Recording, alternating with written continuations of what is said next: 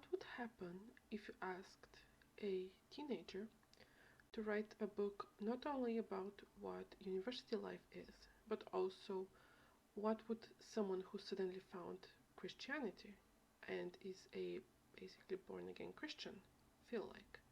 Well, you might have never asked yourself this question, but if you have, the answer is the book you can see right beside me, The Last Conquest by Nikolai Kolev. Hello everyone, my name is December and welcome to my attic.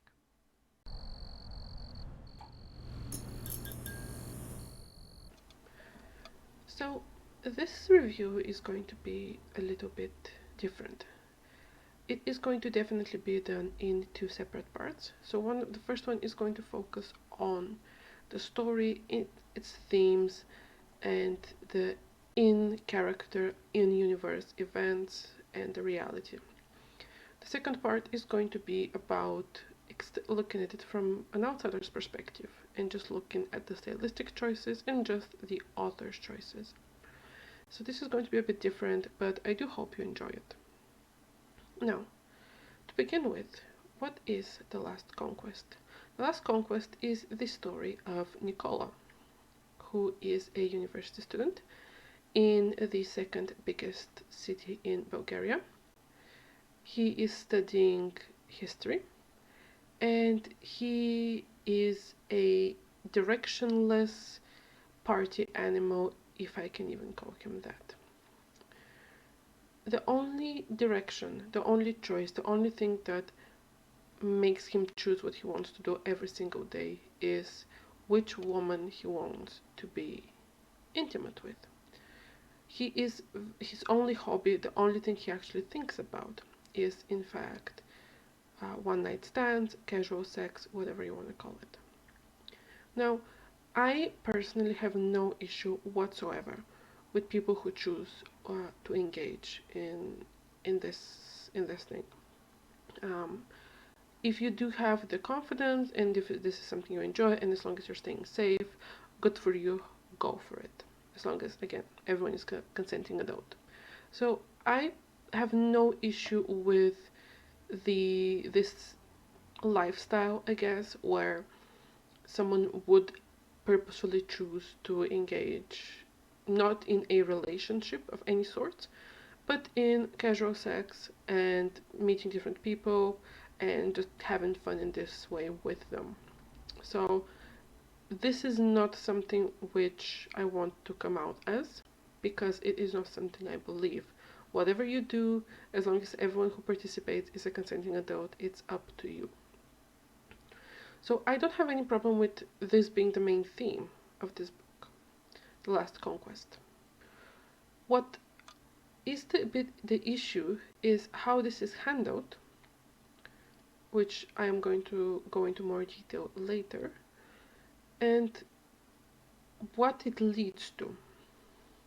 Now, this book is quite new, and as you can see, it has quite the contemporary type of book cover. This artistic, hand-drawn cover instead of a photo or something like this. It looks very much like those chick lit, only this is the opposite, little novels which you buy and you read super fast. This book has quite a large font. It is a paper, so it's not a hardcover. It's just like a regular book, and it is only 230 pages. So this is a small book. You can read this in an afternoon. But let's go all the way back to the back of the book.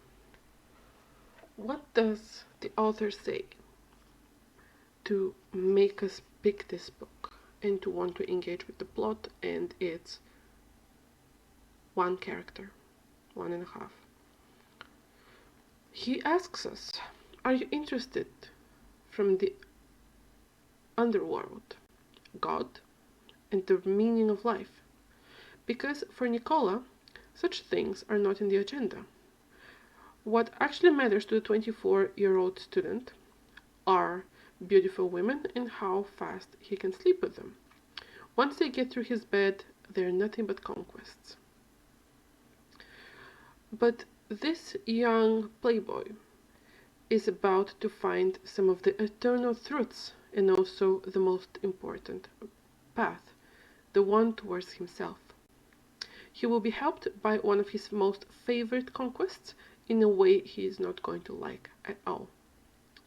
Get ready for an unexpected journey through 3 separate worlds, soaked in humor and perfume, after which nothing would ever be the same. And then we do have a little bit of a opinion from a colleague of the author, which is a fresh, dynamic, and very inspiring story. I recommend it to all young people. Please keep in mind of the God, the underworld, the meaning of life, and the 3 separate worlds, because this is going to come back, if I don't forget about it.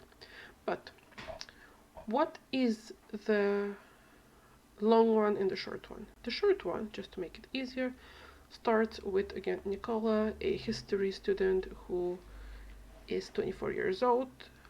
Yes, the fact that he's a 24-year-old student would mean he's in fact doing his master's, because in Bulgaria you would start your bachelor's when you're 18 or 19, depending on when in the year is your birthday.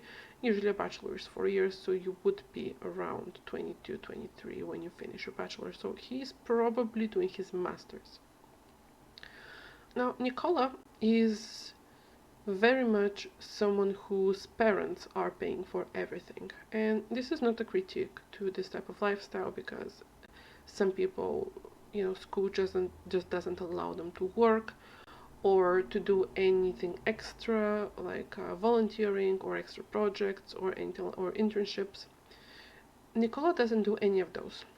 So he lives in an apartment which is, the rent is being paid by his parents are paying his tuition, and I'm going to guess his parents are paying for his food and his pocket money. The reason I believe this, because it is not outwardly said, is because he literally doesn't work.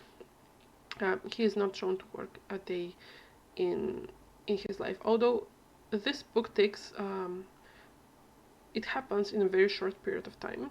I think like a couple of weeks, something like this. But we never see him work, and his main characteristic, aside from the fact, again, that all he thinks is, which beautiful, and I'm going to make, just leave a pin in here, because we're going to come back to it in the second part of this video. His main goal in life is to sleep with every beautiful woman he sees, and then he just forgets about them. Well, no, he actually doesn't. He remembers them, but he thinks of them in a very demeaning, almost dehumanizing way. And before someone jumps in the comments and goes, oh, feminism or whatever, he doesn't see women as people. He sees them as objects to, well, the book is called the Final Conquest, the Last Conquest. So you can see how he thinks of women, something to acquire, basically take a picture of, metaphorically of course, of the time they were together intimately, and then to discard and to pat himself on the back because he managed to have sex with the woman in question. Nicola, his main personality trait, aside from the fact that all he wants to do is sleep with women, they're actually linked, is the fact that he has no direction in his life. So he does speak with his mother on a couple of occasions, and she tells him to study. He basically doesn't study. He is at one point shown to go on an exam where he has the option of 30 questions. So he would basically have to pull 2 of those and then be orally examined on them. So he would have to talk about them and then answer questions. So he has 30 of those, which he could have to be examined on. And he does admit that he only knows, I believe, 5 or 6 of them. He didn't actually make any effort to read the others. So he doesn't study for exams, he doesn't work. What does Nicola do all day? Sits at a cafe. And then on the next day he sits at a slightly different cafe. And then on the next day he sits in a a third cafe.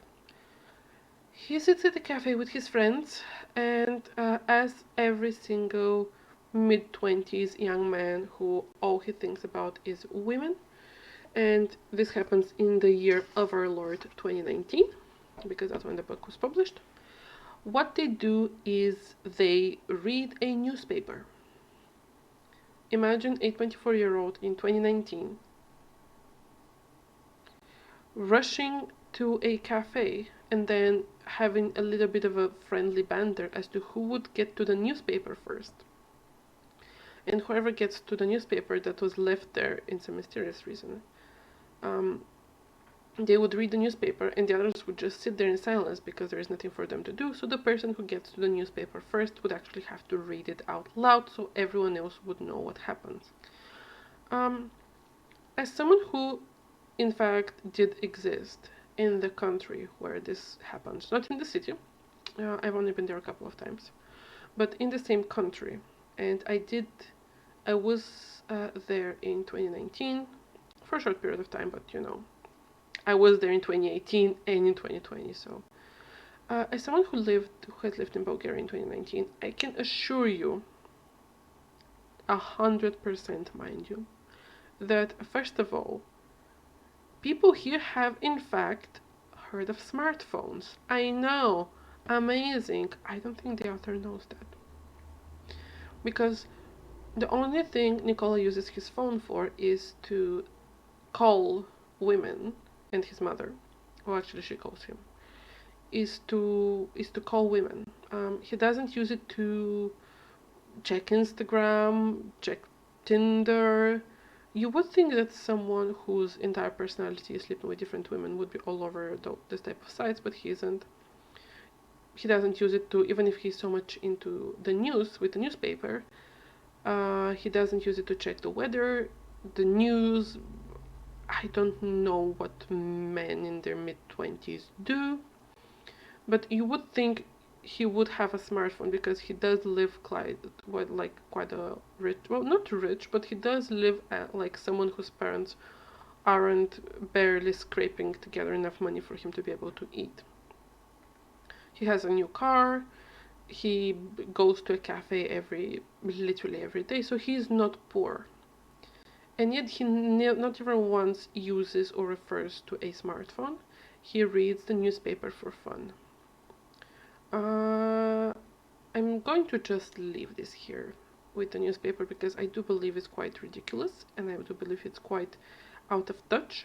And I am just not sure if the way this was written, the person who wrote it has ever actually met a young person in 2019. So, what happens later with the plot? Not much. The closest thing to a plot this book has is linked to one of the women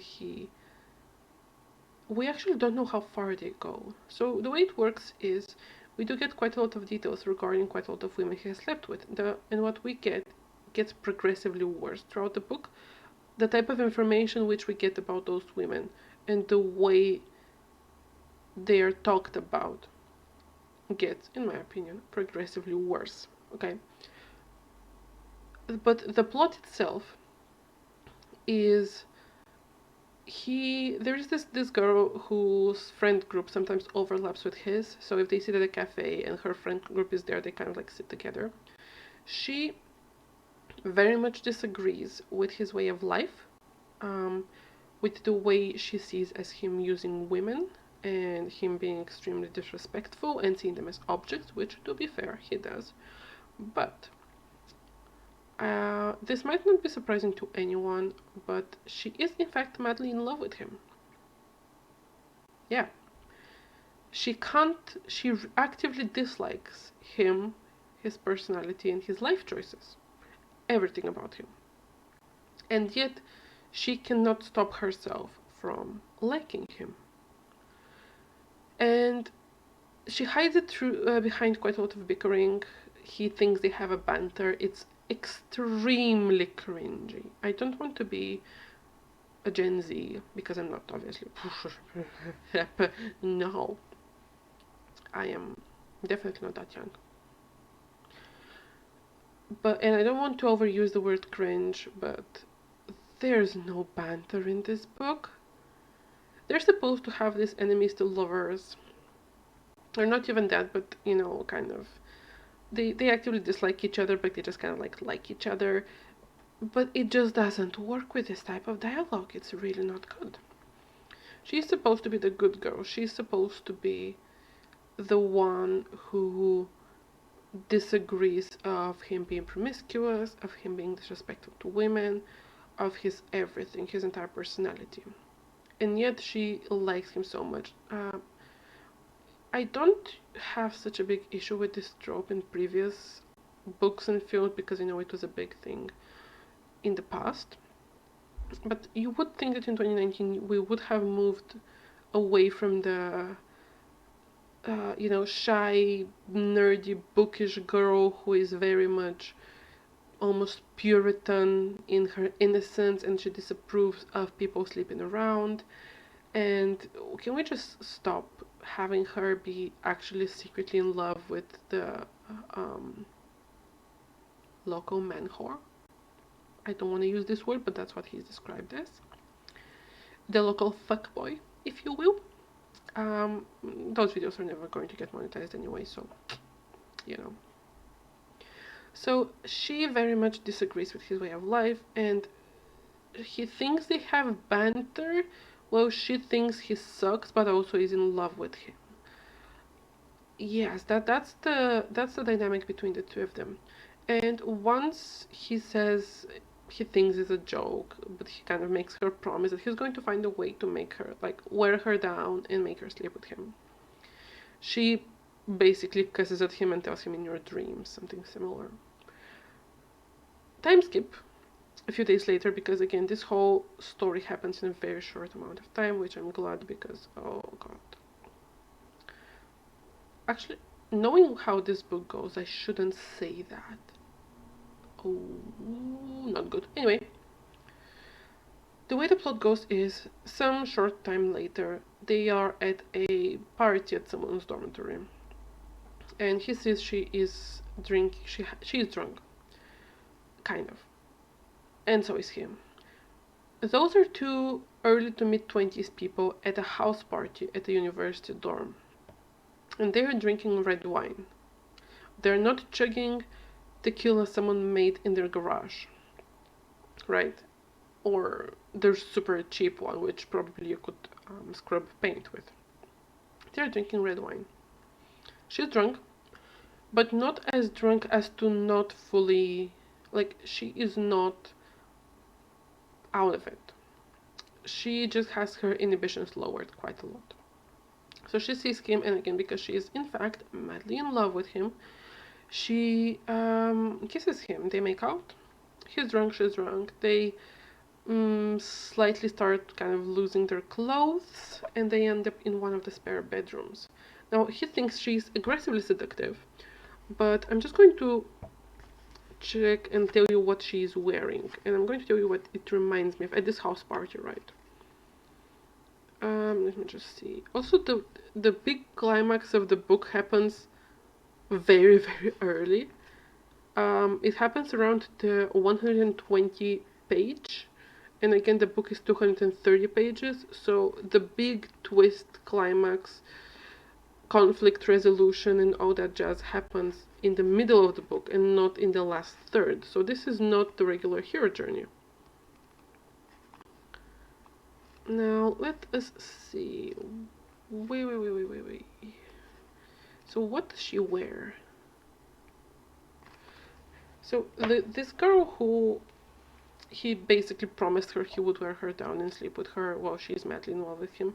She was at a house party with a knee-length skirt and a silk shirt. Now the way this is written, using the word shirt in Bulgarian, looks like it refers to something which I would wear but with the shoulders covered. So like a button down that goes all the way to her wrists. So she is literally dressed in business attire. She has a knee-long skirt and a long-sleeved button-up shirt, and he just goes mad. You know what this reminds me of? just a bit of a personal opinion, but when in Twilight Bella was wearing a khaki skirt and Edward just lost it because of how hot she was. There aren't Mormons here, but it makes me think. So they go to one of the spare bedrooms. He gets this weird urge to just leave. He's sure this is a mistake. He thinks he's starting to develop a consciousness because he kind of has this like urge to not be a total garbage of a human being, which is new to him. Imagine that. And in this specific time, this kind of what he thinks is his inner voice, his consciousness, tells him, you don't want to do this. You have to leave. You know this is a mistake. You know, he is absolutely sure that this is not going to end well because he knows her. He knows she doesn't like him. And yet she is drunk here telling him to go to her, etc. He doesn't listen to this internal voice because she sits on the bed and she is I'm guessing barefoot maybe, because she sits on the bed, she scoots back a little bit, so you know she's fully sitting on the bed. She lifts one leg and puts it on the mattress, and this lifts her knee-length skirt enough for him to see she is wearing red underwear, and that's all he needs to just jump her bones. Now, indefinite time later, we don't know how much time passes, we don't know what they have done. She kind of like gets her wits back and she realizes what she is doing and who she is doing with, and she tells him to go. She tells him to get dressed and to leave and to just never speak to her again. He's a bit confused, but he does it. And then he leaves. And then, for obviously she's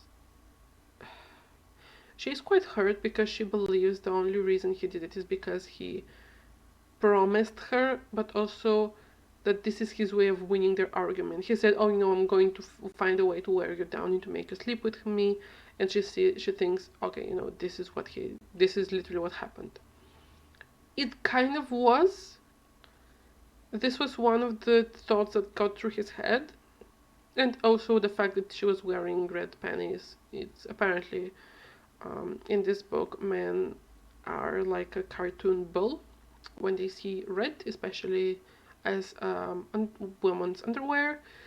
All of their higher and mid-level brain functions shut down and they turn into sex-crazed maniacs. The writer is a man, by the way, and this is his opinion of men. Yes. So he leaves. She's obviously very, very upset. He does some thinking, and it leads to nothing.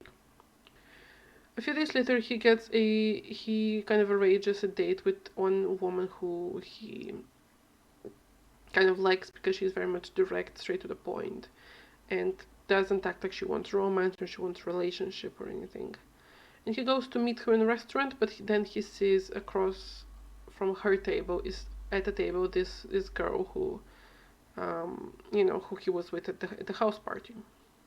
For some reason he panics because even though him and this woman he arranged to meet with have never spoken about a relationship, and she has never said she wanted a relationship, they never talked about being exclusive, for some reason he believes that if he went there, this woman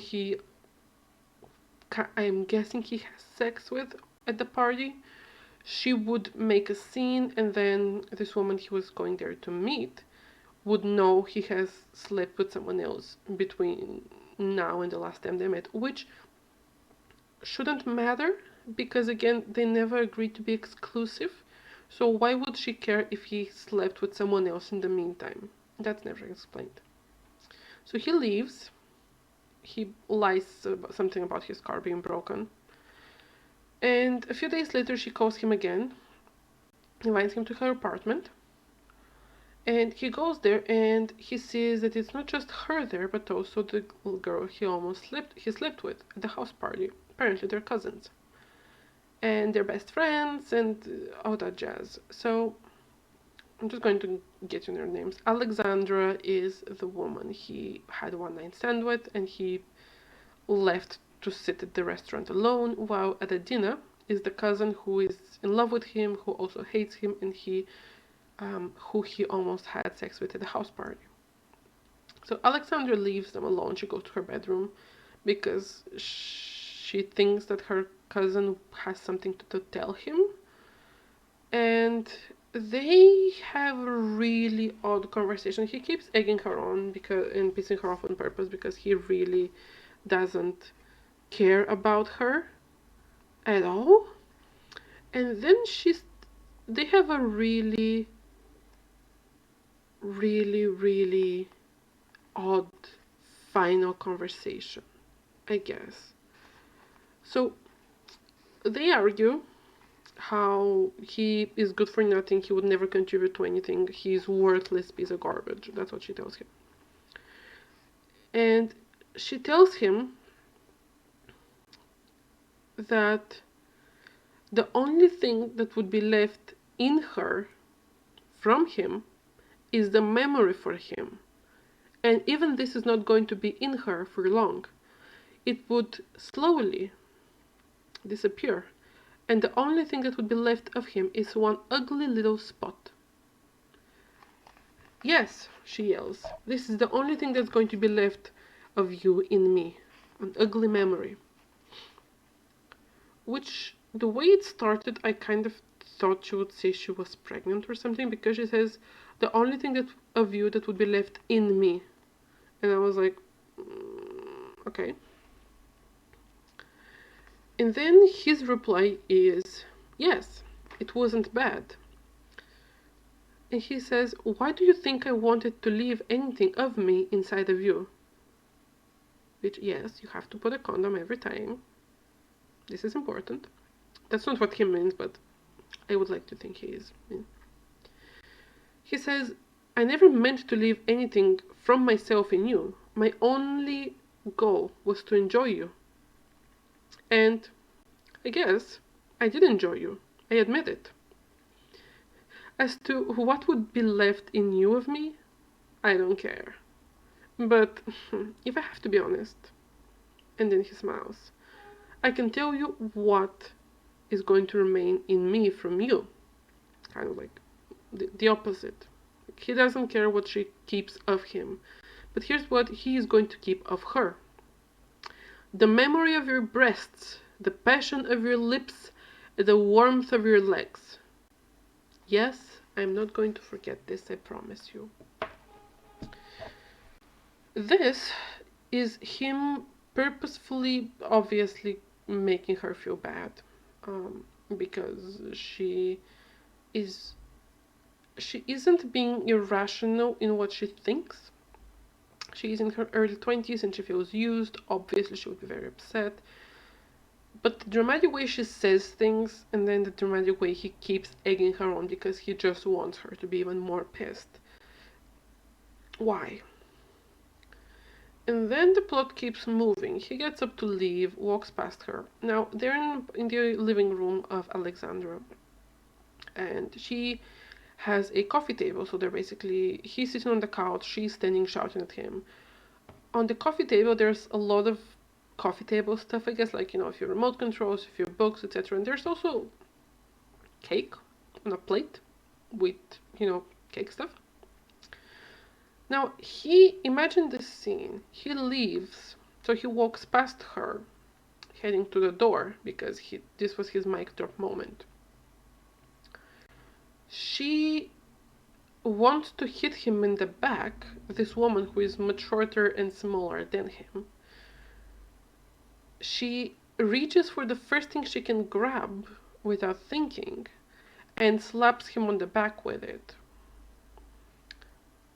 First of all, this is such a ridiculous thing to want to do when you're pissed off at someone much bigger than you, because one would think you would either grab him by the shoulders so he would turn around and you can either go for the face or the privates, or you would go for the privates from the back, or you would throw something at his head maybe. What she does is she slaps him on the back. She tries to grab something.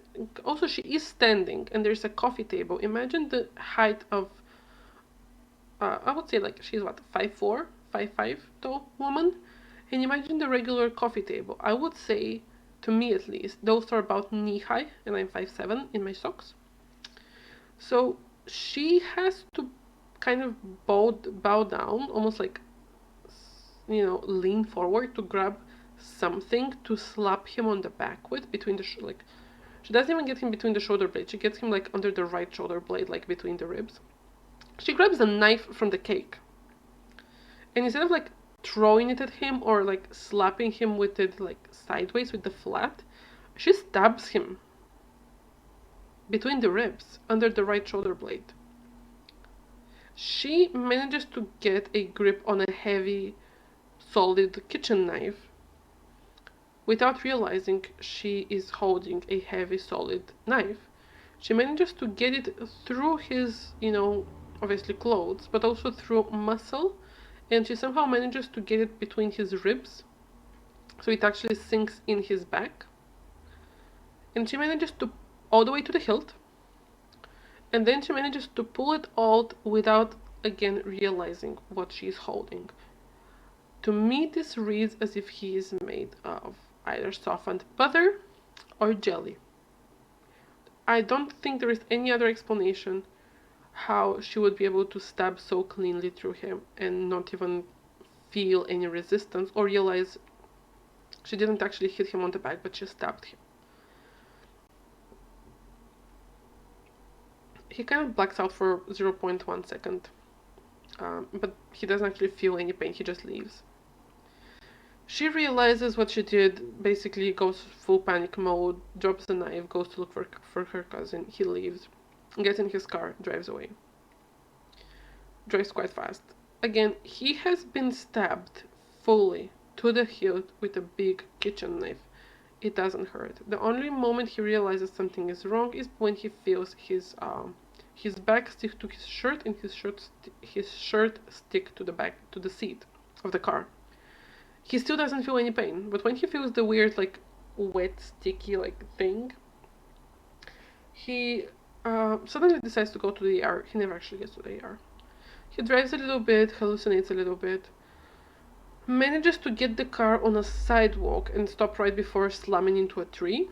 Like, he literally stops a couple of inches from the tree. And then he dies. This happens halfway through the book, again, page about 120 from 230.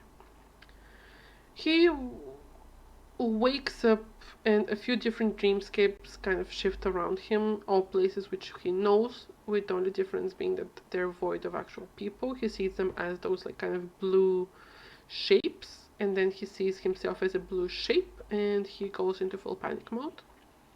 And then he hears first one voice, then a second voice.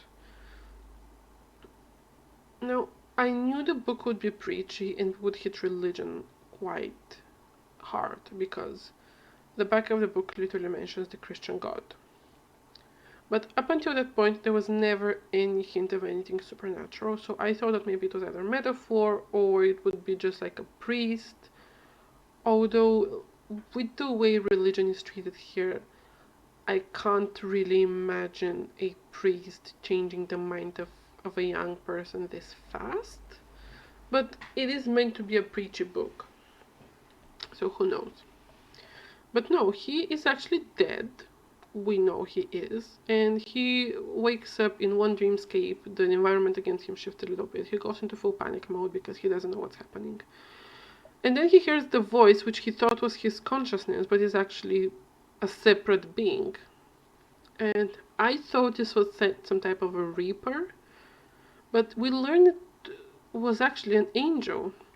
Now, before the being, we know it's an angel. He's an angel, it's a male voice. Nikolai asks, "Are you God?" And the angel treats this as such a ridiculous question, even though like a minute later God actually shows up and the three of them have a conversation, so what are we even doing here? Now you might think, what happened to what's going on, and I would say that's a very good question, which I don't have an answer to. So what do they talk about? God tells Nikolai that he's dead, obviously. He got stabbed in the back, probably punctured a lung and a lot of other important stuff in there, you know. But because he was so directionless, and because it's not even that his good deeds were balanced as his bad deeds, and he's literally on the crossroad.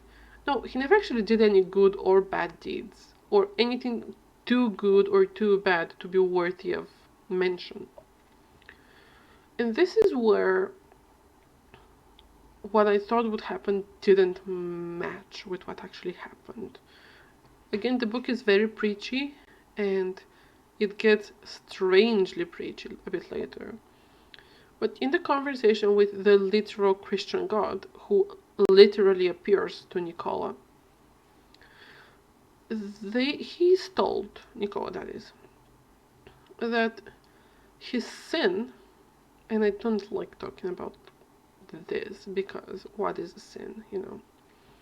His sin is not that he cheated on several girlfriends, because he also did this a few times, where he told women they were exclusive in a relationship. One was long distance relationship, the other one wasn't, and he did cheat on them. He did tell a few of his one night stands that they're exclusive, and he would call them, and he didn't. So he is told that while those are unpleasant situations, he never actually did any real damage. Which, I mean, I'm sure that those 19, 20-year-old women really took no lasting damage of some guy just cheating on them for, months and months, but okay, that's just me. His sin wasn't being promiscuous, which honestly is kind of refreshing to see, kind of, because I would have thought he would be branded a sinner because of it, but no. So, his sin not being that he cheated is because he didn't do any lasting damage, which I don't see how that would work, but sue me, I guess. His sin is that his weakness is his passion, and when they say passion, they mean sexual passion. What this means is, in this case, his sin is that he is weak, and he's weak to passion, and that he only follows his smaller head, his lower head, I guess. And because of this, he never actually contributed to anything to society or to existence as a whole. His life is meaningless and pointless, and actually what Adina said more or less was true. He hasn't contributed anything, and he's nothing. So because he's this directionless, he's given a second chance to literally choose a path, because right now they don't know if he's for heaven, if he's for hell, if he's for purgatory, limbo, because he never actually did anything important enough in his life to matter. He was this bland that even the other characters agree that, yeah, that's just nothing. That's just an empty shell that's just a body.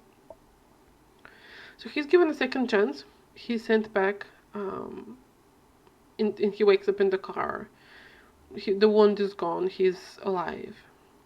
And now that he knows that the voice in his head is an angel, they have long, extensive conversations. He meets Alexandra once more because she is panicking, because she thinks her cousin killed him, which she did, to be fair. And he tells her that he is in love with her, which she just kind of doesn't really accept, doesn't want to do anything with, because she has other issues, And she basically wishes him well and leaves, and they don't see each other again. And that's kind of, well, I guess the plot technically keeps moving on, because the one night stand the book starts with is a woman he promises to call because he tells her they're exclusive, and then he doesn't call her, and then he sleeps with quite a few other women after her, so, He thinks of her a couple of times, but it's nothing that different from the other women he thinks about a couple of times, so I'm still not sure why it was just her, but he accidentally saves her from some like thugs who try to beat her from road rage. And then she shows up in his apartment to thank him, and then she tells him that she is actually leaving her apartment because of her roommate, and he invites her to live with him in a separate room, and then they are a couple and they happily ever after. That's it. This is the main plot of the book. A promiscuous young man, a promiscuous young man sleeps with a lot of women. One of them gets upset, kills him. He meets the literal God who tells him that because he never actually done anything important in his life, anything even remotely important in his life, he literally cannot be moved on to the next life because they don't know what to do with him. He was that bland. So he's given a second chance. He found God. He accidentally saves a woman from a few thugs, and he invites her to stay with him, and that's it. That's the book. This is the... See, it's less preachy as a text than I expected, but canonically it has one of the funniest preachy scenes I have ever read. And before we get there, I'm just going to mention a few more things on this part, again, about the characters, who they are, what they are, etc. And then we're going to move to the more external point of view. First of all, the only thing close to a character which we have is Nikolai, who I'm not saying is a self-insert. I'm not saying that. I'm just saying Nikolai is an incredibly attractive 24-year-old who doesn't have to work. All he does is hang out at cafes and parties and sleep with a different beautiful woman every night, and whose name is only one letter away from the author's name. Anyway, I'm sure this is just a coincidence. They're both very popular names in Bulgaria. That's completely by accident. Now, here's the closest thing again, the closest thing to a character. We don't know how he looks, by the way. We don't know if he has any hobbies, because his only hobby is literally sleeping with women. We do see him kind of scoff at women who have actual hobbies. We do know one girl is very much into, hiking and trekking and stuff, and he's very dismissive of this because he goes with her and he regrets it after the first 15 minutes. Another girl actually enjoys what she's studying, so she wants to actually talk to him about, her studies, because she actually finds them interesting, and he's very dismissive of this too. How dare she want to talk about her studies? How can she find them interesting? So, in this way, Radina and the literal Christian God who appears are right. He is not even a blank slate for the reader to project onto, because the author didn't actually leave enough to be projected on. Usually with this type of self-inserts, there would be something to the character. There would be a bit of a sass. We would know how they look, that they're very, very plain but also very attractive, and all that jazz. Here we have nothing. Literally nothing. There are a few choices, I guess. So what I'm going to do is I'm just going to move to the second part, where I'm going to talk a bit more like an external point of view to the characters, the story, and also the best God is not dead scene that's not in a God is not dead film. I think it's amazing. But from a technical point of view, first of all, the Last Conquest writing style is that of a teenager, I believe. The author is a middle-aged man who has written 2 films. This is actually, if you look at the cover, you have his name, Nikolai Kolev. You have The Last Conquest written in red and yellow underneath. You have him and all of his conquests, and underneath you can see from the scriptwriter of 11A and 12A. Those 2 are a high school drama type films, which he wrote the scripts for. Again, the author is a middle-aged man, and the book reads as if someone asked a 15 or 16-year-old boy what they think life in university is, and what they think the ideal life in university would be if money was not of a concern. Because he doesn't, again, go to classes, he only has one exam, he doesn't study, he doesn't work, he doesn't work out, and yet women, I mean, we know that he mentioned working out once. He has a new car, he doesn't think about money, all he does is nothing. It is very much an immature, juvenile look at things, which makes no sense as it was written by a man who should know better. It also shows an impressive lack of touch with reality and with what young people are into. I don't mean knowing all the Gen Z slang, because, to be fair, nobody knows the Gen Z slang. I think it's evolving past normal human language by now. But never to mention anyone having or using a smartphone for anything other than calling. Having people in their mid-20s read newspapers. For the record, I am not in my mid-20s anymore. But if you ask me where you can buy a newspaper, I'm going to tell you, I think there's a kiosk at one of the supermarkets. And I think they have newspapers and magazines, maybe? I haven't actually bought a newspaper in literal years. I don't know where they sell them. A man of 24 years old in 2019 would not read newspapers. You have to be so old to even think about newspapers, and then you have to actually think to include them. The speech is very formal. I understand that it is dialogue in a book, but it is written as if the characters are on a stage in a theater performing and reciting dialogue. It's very much formally presented theater, but it's like one of those theater plays where it's supposed to be about young people nowadays, and they use words that old people think young people use, but they don't. And it is very, I don't want to use this word again, but it's so cringy. Just so cringy. Just don't. It's not a pleasant read, I would say. It's very short, and because the font is so big, again, you can read it in a single afternoon. Not much actually happens.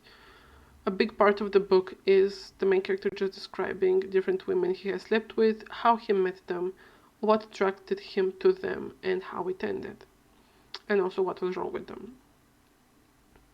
And he gets progressively worse and worse with this as the book goes. He reaches a point where he literally describes a woman with her weight in kilograms, her height in centimeters, and her chest size in centimeters. Not even saying like, oh, you know, she had like D cup, or she had breasts like I don't know.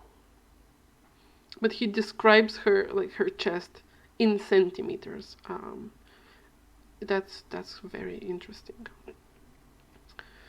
Also, the author exclusively acts as if pretty women are extremely thin women. Women who,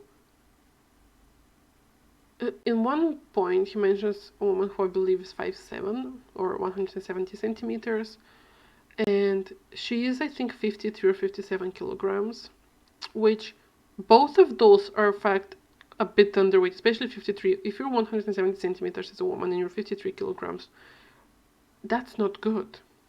Okay, that's not slim, fit type of body. That's under this. But because she was wearing like a baggy clothes, he thought she was fat. The book really does, or the author, I guess, the author really doesn't like women he considers not perfectly slim.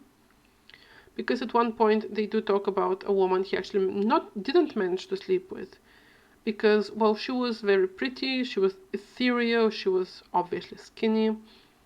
She actually wanted to talk about, again, her degree, which she was studying because she liked it, which is so horrible of her to be a woman with a hobby who actually enjoys what she does. But also because her best friend and roommate he refers to her as Cerberus. She's extremely fat. He literally calls her fat. He calls her like ugly. She doesn't let him try to charm his way into the bed of her best friend, and when she appears, he had been having a really awkward conversation with this girl, like really, really awkward, because he really doesn't care about what she is interested in. So he's just like waiting for her to stop talking so he can proposition her. And then her best friend shows up and they start talking to each other. And he is very offended. How dare she ignore him and their extremely awkward and unpleasant conversation, and instead chooses to talk to her best friend about stuff they share as an interest. The audacity of some people, honestly. And then he kind of pats himself on the back because a few months or a few years later he sees this same girl he couldn't sleep with, and she actually gained some weight, which means he was right. And obviously now, in his mind, she's ugly, unsuitable, and she never deserved his penis anyway. I know. There is one scene which I'm going to talk about it in like kind of two parts. The first part is I'm going to mention how he thinks about this woman. All of those are different women, by the way. Like, none of those overlap. And I'm going to mention something else, which I'm going to put a bit of a trigger warning for. So, one of the women he sleeps with, or he doesn't actually sleep with, he sees her and she has large natural chest. And later, when he thinks about her, he thinks, what attracted me to her? He's like, was it her eyes? No, because she had a very ugly face. Was it her conversation skill? No, because she was dumb as a brick. Was it her, again, her eyes? No, because she didn't look at him the entire night, like he couldn't even see her eyes. She apparently has like ugly legs, ugly ass, ugly face. She's stupid. She cannot hold a conversation. She's just horrible, but she has big breasts, so he must be in love. This is disgusting, by the way. I think at the beginning, when I was reading this book, I thought we were supposed to actively dislike the main character because he gets worse and worse as the book progresses. And then he's supposed to have this redemption arc, and we're supposed to go, oh yeah, now he's a decent human being. But no, he never becomes a decent human being. He is just disgusting, and then suddenly we're supposed to forgive him because he suddenly doesn't want to be promiscuous anymore. Even though, again, God doesn't tell him that it's a sin. Basically, God tells him it's not. The issue isn't that he sleeps with a lot of people. And yet, that's what he takes from this conversation. He stops, he becomes monogamous, and lives with a good Christian girl, I'm going to guess. And we're supposed to think, oh, he's a new man. I'm going to talk about now, I'm going to just go about the scene with the lady with the big breasts and nothing else going on in her life. This scene is going to be a bit about sexual assault, so feel free to skip ahead if this is something that bothers you. So he is in his apartment, and she shows up at his door one night, blackout drunk. Okay, she can barely stand. She goes in, he lets her in, she takes off her clothes. She's wearing, again, lacy underwear.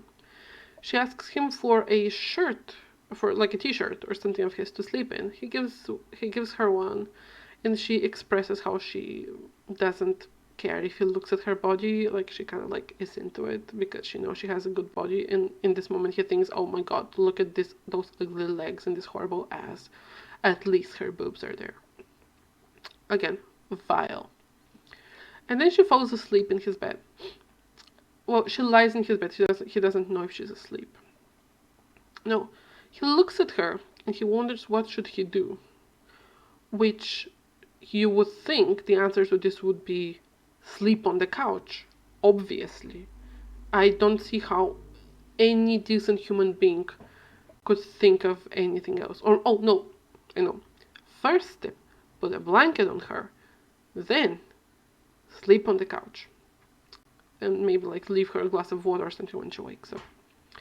Instead, he feels the great desire to go in there and put his hand in her underwear. Again, she isn't responding. He kind of tries to talk to her, she doesn't respond. He touches her face, she doesn't blink or move. Like she, as far as he knows, she's completely passed out. She's asleep, she's blackout drunk.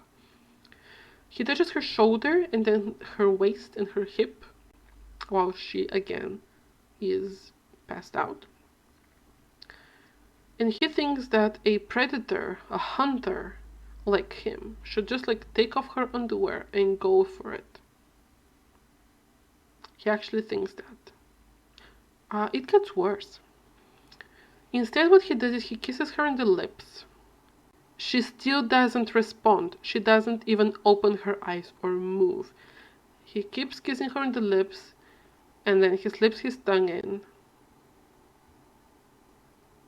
while she's, again, as far as he knows, completely dead to the world. She's asleep. And she suddenly opens her eyes, pushes him away, and gets up. Now, the reason she is described to be upset is not because he literally sexually assaulted her. It's because she is actually stone cold sober. She came to his place pretending to be drunk because she kind of wanted him to have her way with his way with her. And she is upset because he didn't. She is upset because he didn't rape her. Because that's what it would have been. In his eyes, he didn't know she was sober, he didn't know she was awake, he didn't know she was consenting because she wanted it. They had never spoken about it before. In his mind, she was asleep and so drunk she didn't know where she was. And she is upset because he didn't rape her.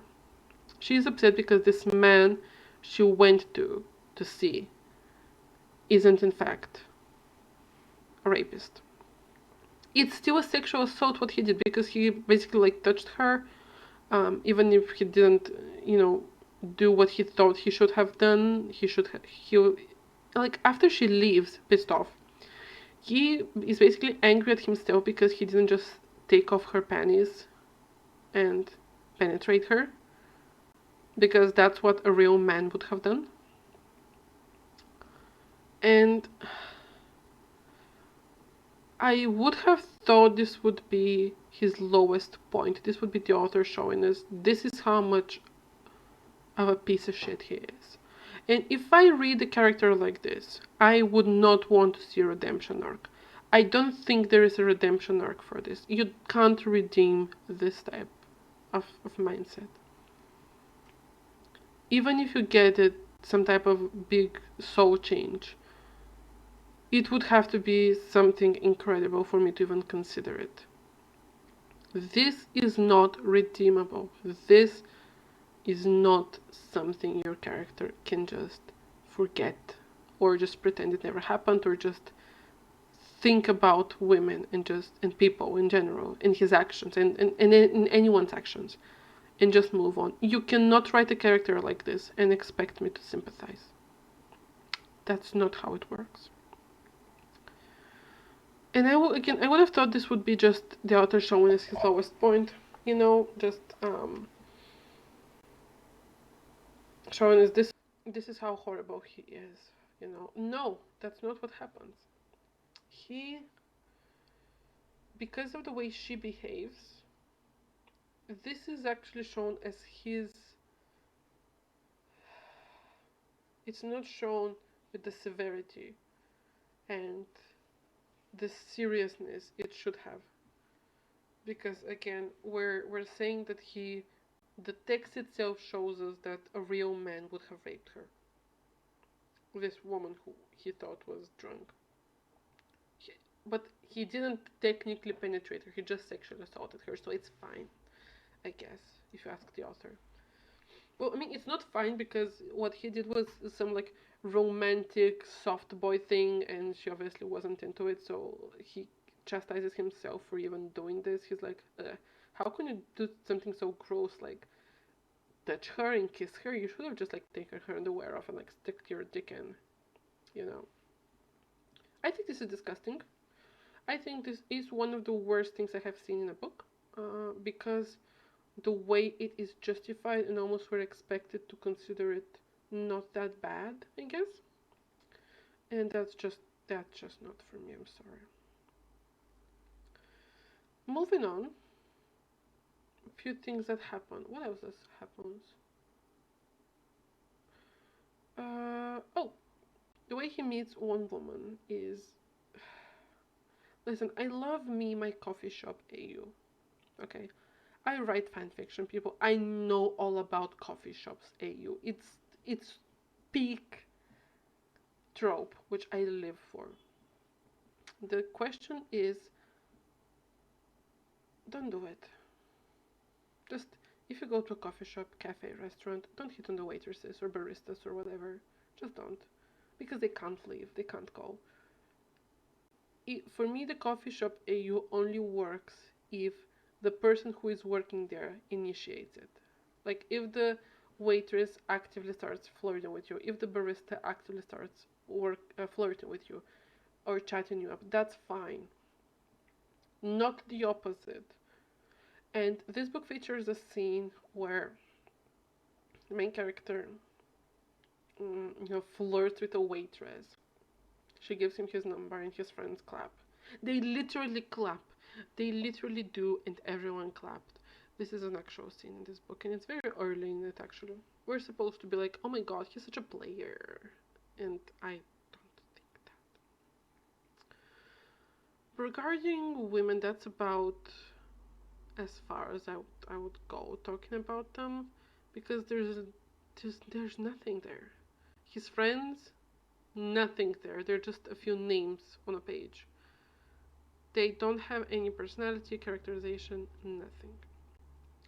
Now, I did mention that there's two scenes which I think are hilarious. One of them is the stabbing scene where she just picks the dumbest possible way, first of all, to attack him, and second of all, the way the author writes the scene is the dumbest thing possible because she doesn't even realize she managed to stab him.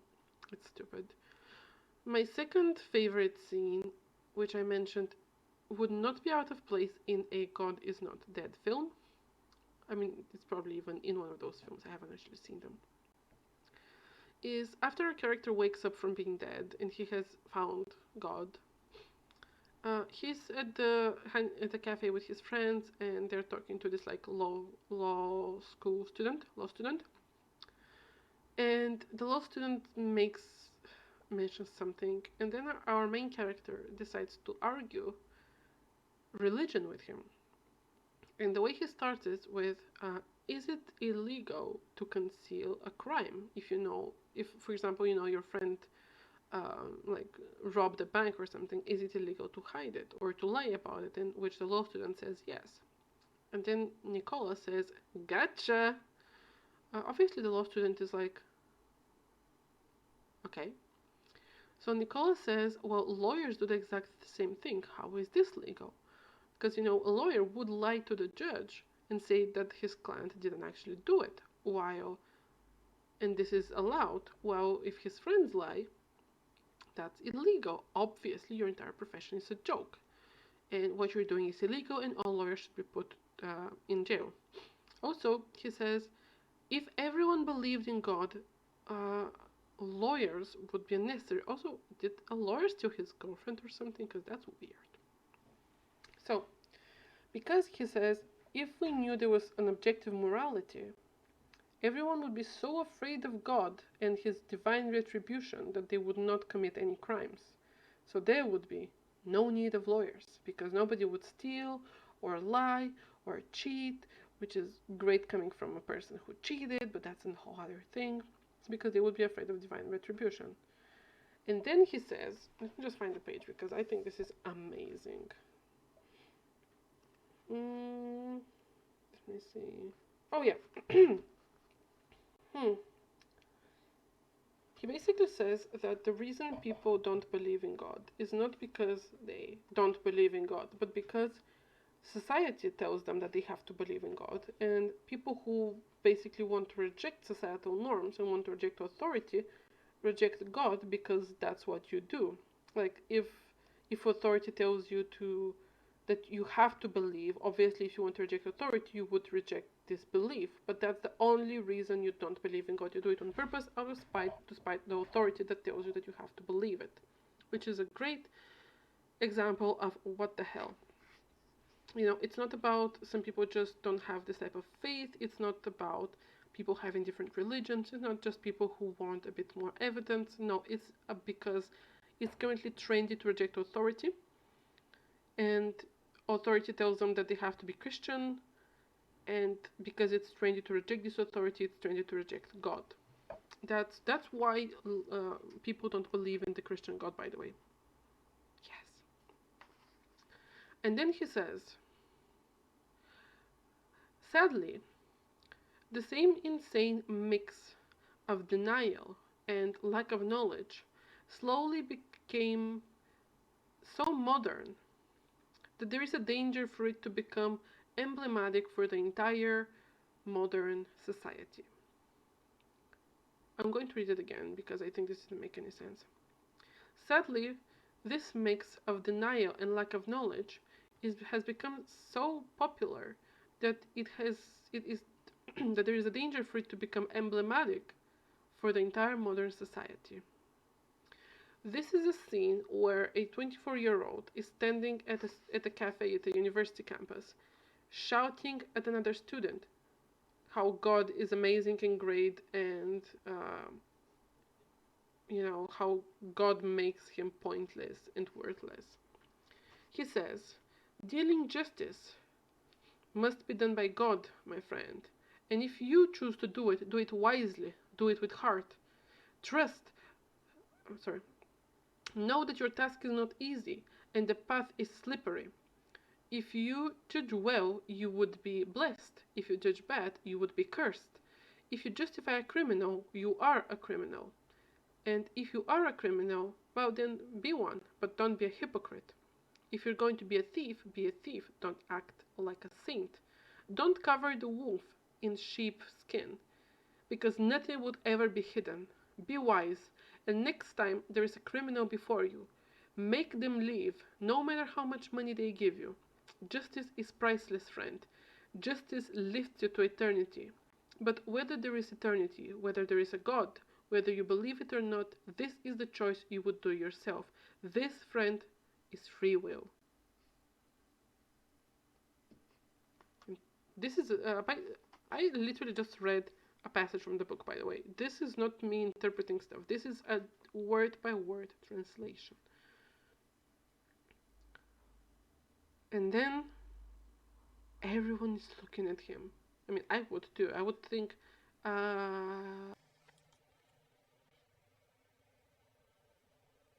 then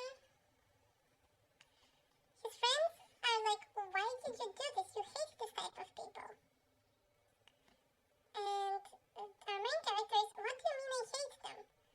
I don't think we know each other this well. I mean, we humans. We often, stand for things people tell us, or we deny things we just don't understand. And life has so many sides, so many colors. We can't just refuse things because we don't like them, because they would keep existing. And then, that's the end of the conversation. Literally, that's the end of the conversation. They just kind of look at each other for a few seconds and they just change the topic. So, this is more or less how the book ends. Him giving this great speech on how God is the greatest thing and you should always follow him. But the way he does it is the most ridiculous display outside of a God is not dead film. I'm serious. This scene has to be in a God is not dead film. It has to be. I'm sure it is. It's somewhere.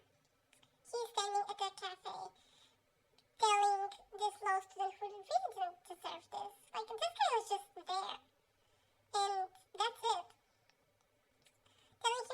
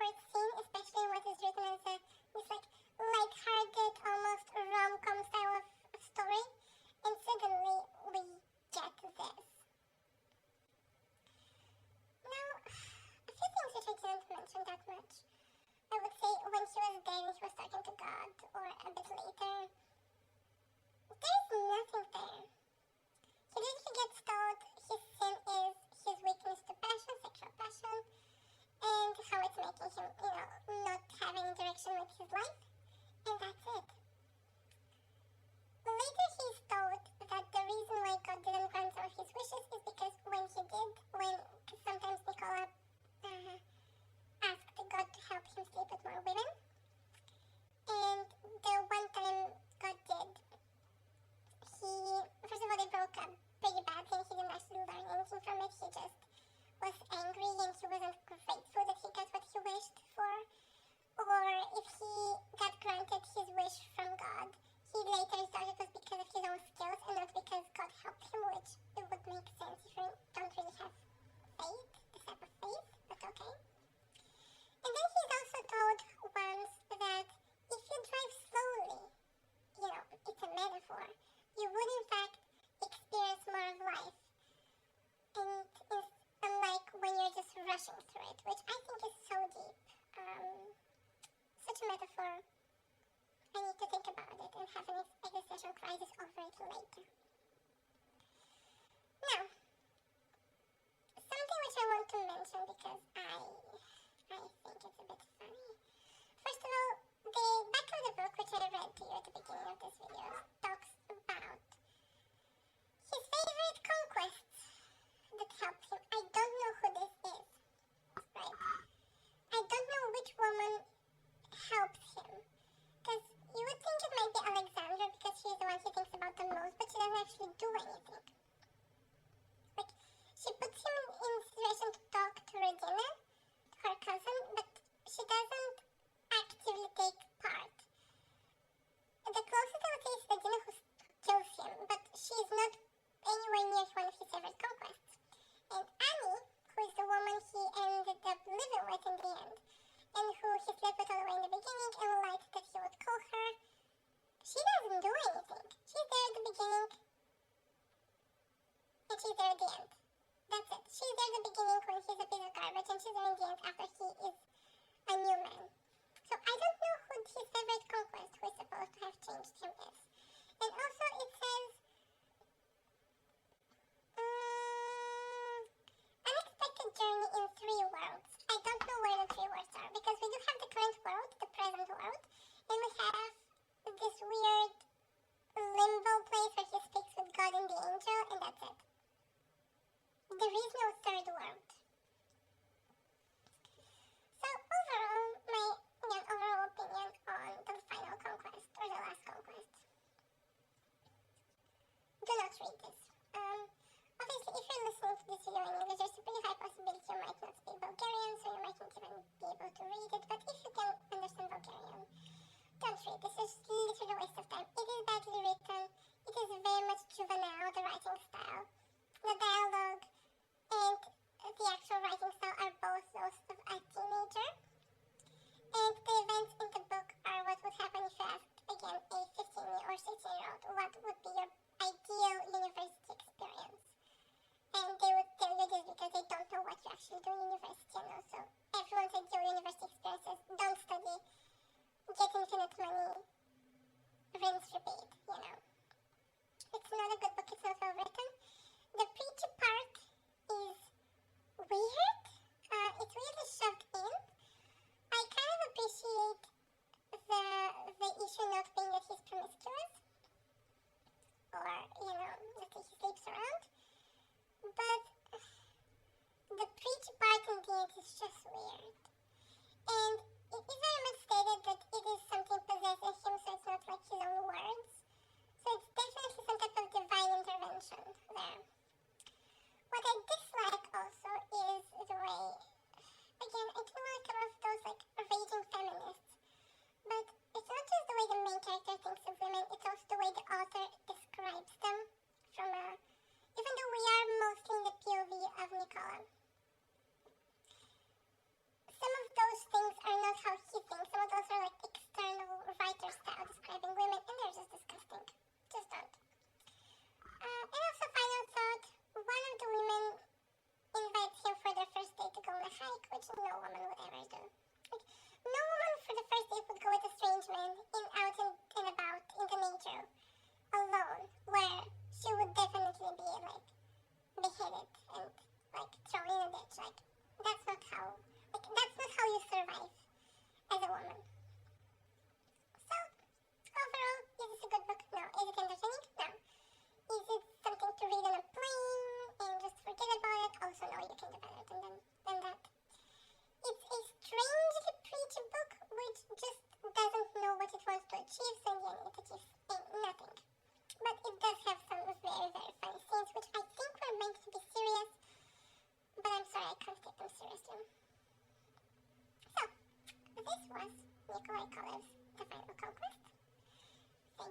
for keeping me company, and I shall see you later.